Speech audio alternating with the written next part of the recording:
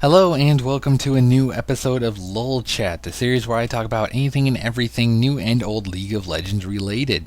Today I wanted to try to quickly go over two of the new supporting items. Well, two of the three. The Ancient Coin and its upgrades, and then the Spellthief's Edge and its upgrades. Now, I know the icons are not updated for most of these, the Nomad, Spellthief, Frostfang, and Frost Queen. Unfortunately, Riot's website does not have the Nomad's Medallion or the Frost Fang posted.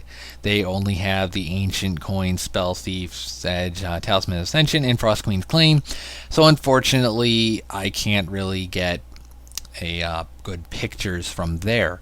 The other problem is that when I checked on the wiki, they do indeed have the information, but they are not 100% accurate. They are a little bit off, mainly because the Frostfang has a special passive and they think that it works differently than it should, and the Frost Queen's Claim does not carry over that passive. It more or less disappears, while the prices for some of the items also varies, which is a little bit weird. And it isn't just that, like a mistypo, because the other item that they have right now, which is the Face of the Mountain, currently Riot had taken away 25 health from it, making it 375 health. But it was said in word by Riot that they would probably take away 100 health from it for just a bit of a trial, and the wiki took that and put it as a straight 100 missing. But then Riot came around to say, well, we're just going to take away 25, which made it 375 as it is right now. So, fortunately, these are the best pictures I have from the PBE. They're from surrenderat20.net because that site is awesome. So, I gotta quickly break down every little detail for these. Well, not all the details, just the main key details that you're probably going to want to know. Now, mainly, the first, second, and third upgrades, they each match themselves in prices. They also all, I guess you could say, evenly scale with each other as they upgrade. By that, I mean the Ancient Coin goes from not having any gold per 10 to having 2. Spellthief's Edge gains 2, aka doubles itself. Its passive doubles, same with the Ancient Coin's passive, that doubles. Nomad's Medallion, that passive then stays and moves over to the Talisman of Ascension, while the gold per stays as well and moves over. Same with the Frostfang, that 4 gold per 10 moves over, the Tribute passive moves over. They both gain a new active for themselves, and their basic stats go up. The health regen and mana regen goes up more. The Frost Queen's Claim gains more ability power and mana regen, and then of course the actives are there. So there's really not too much there, other than of course the Talisman gaining 20% cooldown, but you're still looking at a little bit of a difference in, I guess, a few things, just the item in general, and trying to match what it is and when you're actually going to get it, because the Talisman of Ascension is more or less a laning item, while the Frost Queen's Claim is more of a out of lane item. So that's more or less why the Talisman has a 20% cooldown reduction on it, because of it's trying to pick up the slack of not being able to, be a lane thing anymore. So those are pretty even. That's the general stats between the two. If you really want to look at everything, I'll give you a second and you can pause the video, check those over. Okay, we're all done letting you look those over now. So the main noticeable thing that's kind of hidden in here, Riot wanted to have supports do a little bit more of like engagement with the AD carry. So what this kind of does is it more or less follows the idea of being able to fight with wards with the new trinket system, that people who use the sweeper lens are able to find those who are going to use the warding totem, or whatever it's exactly called. I'm not exactly sure, because it's new, I'm not fully used to it. But that's a little bit of a squabble there. But what really people want to see is a little bit more with supports, not just, oh, I fought with a ward, because you fought pink wards with green wards all the time, well, regular vision wards all the time. It's nothing special, so trinkets just amplify it a little bit. But with the new two items here, they actually forced themselves to have more of a squabble between the supports fighting each other. Almost to the point of AD carries don't even want to get involved in it. It's like, that's support crap. I'm not getting anywhere near those guys. Those guys are crazy because they'll yell at each other about whatever. And it's like, no. It's like, I'm out, bro. I'm out. I'm just, yeah, I gotta go buy an item. You two have fun, okay? And then the AD carries walk away. I don't know. Random example. But basically, in a nutshell, the ancient coin, if you have an ancient coin and somebody else has a Spellthief's Edge, let's go from there, in that general area. Ancient to the nomads to talisman, yada, yada, yada. If you have an ancient coin, you have health regen, and eventually you get more health regen and more mana regen, and you're going to get the gold per. What you need to do is, of course, stay in lane, because you need to get the gold from things. Now, what you're going to try to do is, of course, beat up a Spellthief's Edge or Frostfang person. Now, you know that they need to auto-attack somebody, and this is, of course, once for every champion. It does once every 10 seconds per champion. That's the effects of Spellthief's Edge, Frostfang, and Frost Queen's Claim. So it's not just one person and then you get 10 seconds. You can hit an entire enemy team with an AoE and get a ton of gold from it. You get 20 or 40 gold for hitting 5 champions, depending on, Spellthief, Frostfang passive level. So you can actually take a few hits, and the Spellthief's person is not able to take those hits. They don't have health regen. So you're going to try to wait for them to walk out of a bush or try to poke you, and you want to try to burst them down as much as you can, as quickly as you can, and force them out of lane.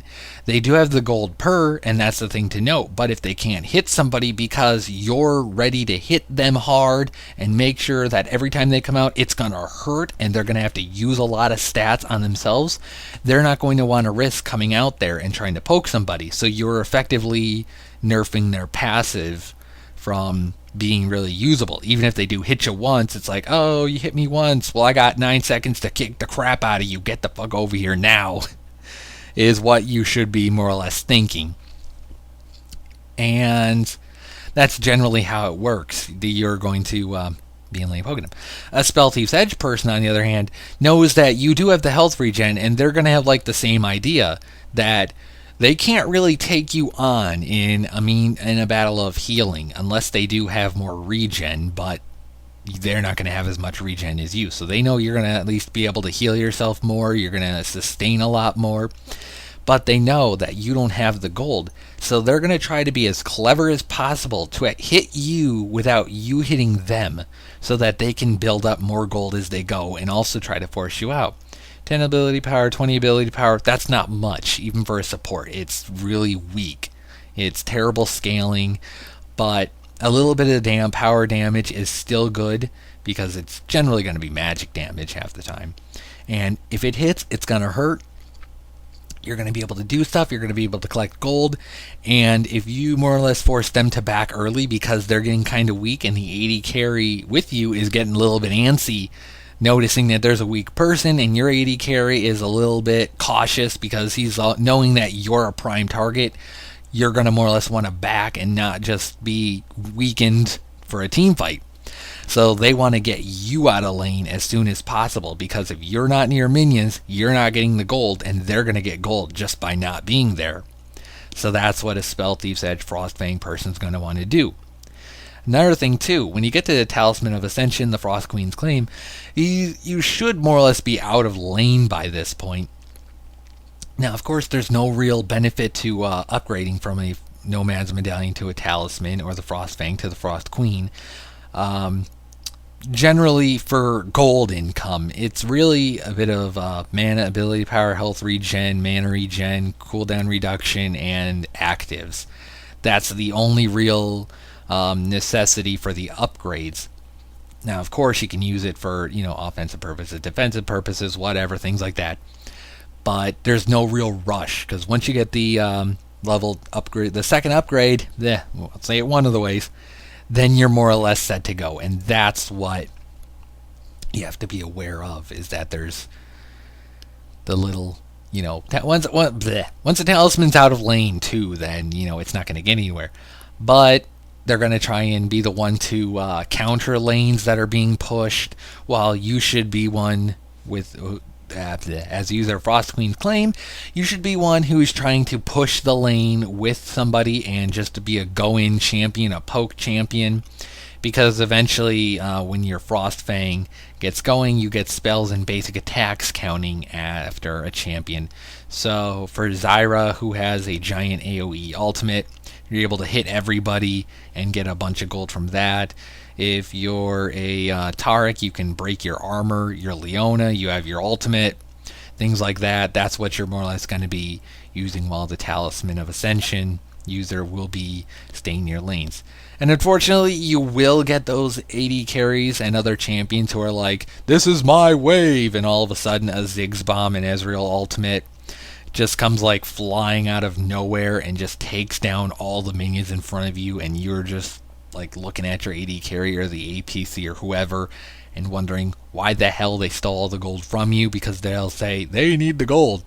But then you're going to get the gold from the bonus, while Frost Queen's claim, you don't have that. You don't have the need to hold a lane other than, here's some more gold for me. But if somebody takes the gold from you, like, oh, it's mine, go away, I'm taking it all, stealing it, and you're just like, come on, man, I'd like a little bit of gold. I want to buy myself this item for you guys so I can support better. You're stuck with dealing with that one person. So that's something to note, too, in that. But, yeah, basically the whole force out of lane or burst down early because you can't keep in lane, that's the extra little bonus thing. So it's definitely something to keep in mind, that I'm actually going to keep in mind when I get the Ancient Coin. Yeah. So far I'm going to be an Ancient Coin user. I've never really found much use in building myself the current named Talisman of Ascension, previous named Shirley's Revelry, or whatever exactly it was called. See, I don't even really know how it's named. I just know it's Shirley's. But I've never built that far because I've built Michael's Crucible, or Michael's probably. So that's my personal preference. Frost Queen's claim, it is good for chasing or escaping, and so is the active for Talisman of Ascension. But of course, the chill is on a single target, and you can go around people, while the active on the other one is for everybody. So a little bit of a difference there. I think the Ancient Coin is going to be a little bit more of a favorite, while there are going to be definitely some people who will pick up the Frost Queen's claim just because they like it, because it's able to now work on enemy champions and actually deal some damage to them. And all that sort of thing. So if you liked, leave a like. If you didn't, I don't care. If you like to see more of this stuff, you can subscribe. I like to do LoL chat. I would love to do a lot more of these. Hopefully, I can actually get better at these, because commentating on something in this sort of fashion is actually my worst subject, I guess you could say, while playing League is actually a completely different subject for me. So, I do have League videos, I do have other videos as it goes, yada yada, all that, and I'll see you guys next time. Bye.